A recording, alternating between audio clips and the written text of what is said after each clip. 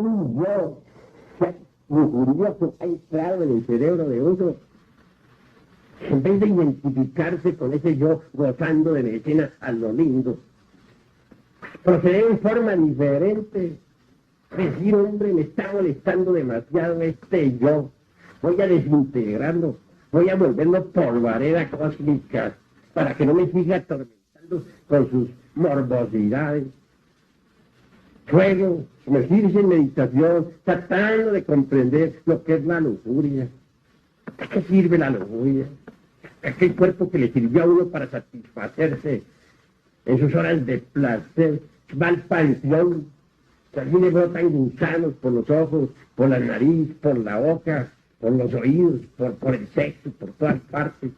Después, ¿qué? Prosiguiendo, un esqueleto, no, hay un esqueleto y eso es todo. Un esqueleto con el que gozó, qué tonto fue uno. Cuando uno llega a entender eso, se hace consciente de lo necia que es la lujuria. Ya que uno lo ha entendido, entonces a suplicar a su madre propia, a esa madre divina que lleva en su interior, a esa virgen inefable, se desintegre ese yo horrible de la lujuria, ese que le estuvo atormentando la mente. Sucede que dentro del centro intelectual, aquí adentro, tenemos nosotros muchos rollos con escenas de morbosas, rollos de película ahí donde están escenas de ira, rollos donde aparecen las cantinas, rollos donde aparece el dinero, la codicia, etcétera, etcétera. Los yoes usan esos rollos para proyectárselos a uno pues en la pantalla de la mente y engordarse, fortificarse, hacerse más y más poderosos. Nosotros necesitamos destruir a esos yoes, porque si nos identificamos con ellos, si les hacemos el juego, pues ellos agarran fuerza y cada día se hacen más potentes. Conforme uno vaya desintegrando esos yoes, la esencia, la conciencia que normalmente se encuentra embotellada entre ellos, se van liberando. Entonces uno va despertando en otras regiones. Durante las horas esas en que el cuerpo duerme, uno se ya viendo consciente y fuera del cuerpo. Cuando ya el 100% de conciencia esté despierta, entonces uno estará iluminado. Podrá ver, podrá oír, podrá tocar, podrá palpar la verdad. Podrá entonces platicar con los seres inefables, cara a cara. Podrá conocer los misterios de la vida y de la muerte. Pero ya les digo a ustedes, necesitamos autoobservarnos. Conforme nos vayamos autoobservando, el sentido de esa autoobservación psicológica se irá desarrollando y desenvolviendo. Y cuando ese sentido se desarrolle, entonces podremos ver al yo que estemos trabajando. Si estamos trabajando en un yo de ira, lo veremos. Ese yo aparecerá ante nuestra vista. Y a medida que estemos trabajándolo para desintegrarlo, para pulverizarlo, iremos viendo el resultado de nuestro trabajo. Y cuando ya el yo se vuelva polvo, lo veremos cómo se vuelve polvo.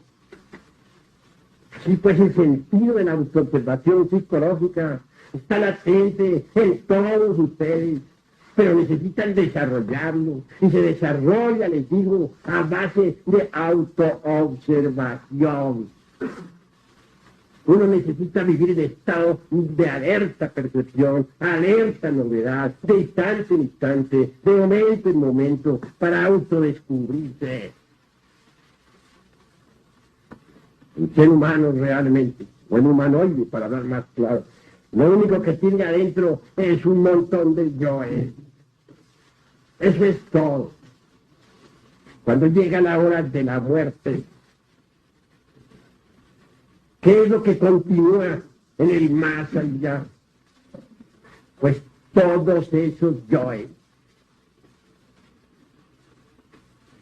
Tres cosas van al sepulcro: el cuerpo físico, la personalidad y el cuerpo vital. El cuerpo físico se pudre entre la sepultura. El cuerpo vital, o lingam sharira de los indostanes, es el asiento fundamental de todos nuestros metabolismos y funciones orgánicas. Nadie podría vivir sin el cuerpo vital. Todos lo tenemos dentro. Tal vehículo, tal cuerpo se va descomponiendo poco a poco ante la fosa sepulcral. Mas también va otra cosa, la tercera, la expersonalidad. Nadie nace con una personalidad. La personalidad es hija de su tiempo, nace en su tiempo, muere en su tiempo. Bueno, la personalidad se forma durante los primeros 7 años y se robustece con el tiempo y las experiencias. La personalidad es energética, sutil, no se puede ver con los ojos de la carne, pero quien desarrolle el sentido de autoobservación psicológica podrá verla. Ella entra al sepulcro, sale de allí cuando los dolientes le van a llevar flores. Con la imaginación ella modela esa, dijéramos, la parte invisible de ese sepulcro. Entonces ese sepulcro ante ella parece una casa, la casa donde vivió, o el cuarto del hospital donde murió, etc. Y allí entra y sale. Cuando los dolientes van a visitarle, se alegran. Claro, es deber de los dolientes visitarle, llevarle flores. Hay que tener un poco de piedad por las sombras de nuestros seres queridos. Ir al panteón es necesario. Que a la personalidad se le pone sobre la sepulcro, el día de los muertos, su comida que acostumbraba, etc. Esa expersonalidad realmente comerá la parte sutil de la comida, la parte etérica, dijera. Ahora comprenderán ustedes por qué esos alimentos que se llevan al panteón el día de los muertos quedan como desvitalizados. Si uno los prueba todos, al otro día nota que les falta algo. Ese algo que les falta, una parte sutil o etérica o metafísica que realmente el difunto amado se comió. De manera que la expersonalidad tiene una realidad, existe.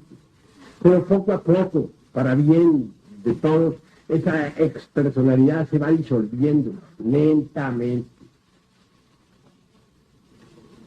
Mas hay algo que no va a la fosa sepulcral. Me refiero a los yoes. El yo de la ira, el de la codicia, el de la envidia, etc. Todos esos yoes que son nuestros errores, nuestros defectos. Todo ese enjambre de demonios que llevamos dentro. Esos no van a la fosa sepulcral. Esos continúan en la quinta dimensión. Van y vienen y se mueven por todas partes. Viven en la quinta dimensión, viven inconscientes como sonámbulos. Esos yoes tienen existencia, existen realmente. Obviamente, la eternidad se los devora. Más tarde los expulsa. Hay una ley que se llama la ley del retorno de todas las cosas.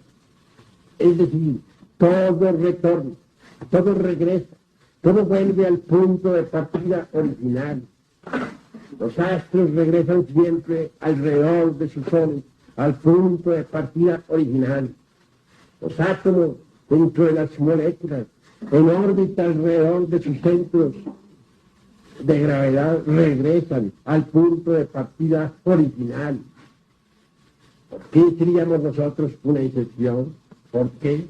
Si regresan las estaciones, si regresan los átomos y los astros, si todo vuelve al punto de vista de partida original, ¿por qué nosotros podríamos ser una excepción? Dios no viola sus leyes, ellas siempre son inmutables. Así pues, es necesario entender que los astros y nosotros todos regresamos. En su tiempo y en su hora, la esencia, la conciencia, quieren volver y vuelven. ¿A dónde vuelve? Se nos ha dicho que continúa en la semilla de nuestros descendientes. Y así es. Así es. Obviamente, los seres humanos todos tienen un 3% de conciencia despierta y un 97% de conciencia dormida. Pero ese 3% de conciencia despierta no está embotellado. Lo que está embotellado es el 97% de conciencia. El 3% de conciencia libre impregna al huevo fecundado en su tiempo y en su hora. Y entonces se forma un nuevo organismo dentro del vientre materno. Uno va a nacer entre aquellas parejas con las que está relacionado. Está relacionado por vínculos de sangre. Normalmente continúa en la semilla de sus descendientes, pero continúa y allí vuelve. Repito, la esencia impregna el huevo fecundado y se forma un nuevo cuerpo físico. Ese cuerpo se forma entre el vientre materno.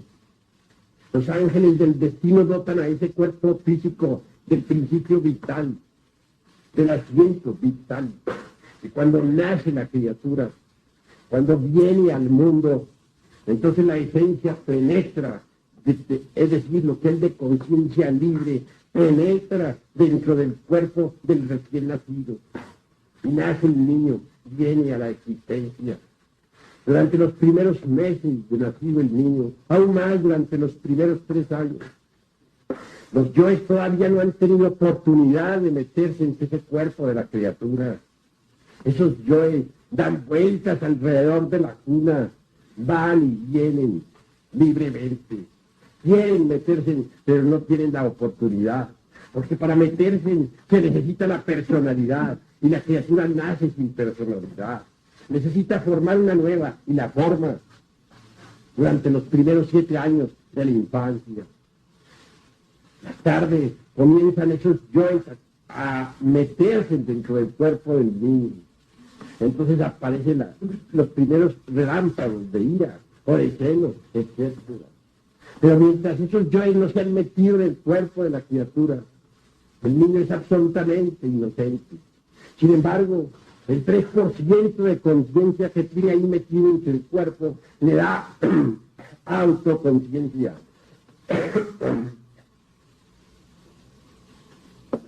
Le da conciencia despierta. De manera que un niño tiene conciencia despierta. El niño recién nacido está despierto y nosotros no. El niño recién nacido nos ve a nosotros como somos. Y nosotros creemos que él no se da cuenta de nada. Pero cuán equivocados estamos. Él está despierto y nosotros dormidos. Él nos mira con piedad y nosotros creemos que los piadosos somos nosotros. Él recuerda su vida anterior y los seres humanos comunes y corrientes no la recuerdan.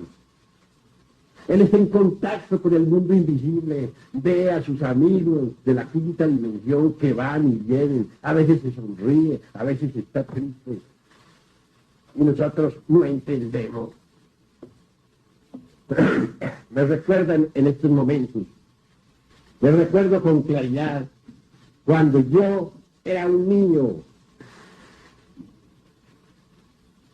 nací con conciencia despierta. Recuerdo exactamente el instante en que nací. De pequeño podía recordar mis vidas pasadas, recordaba mi antigua existencia, recordaba a todos mis seres queridos y lloraba.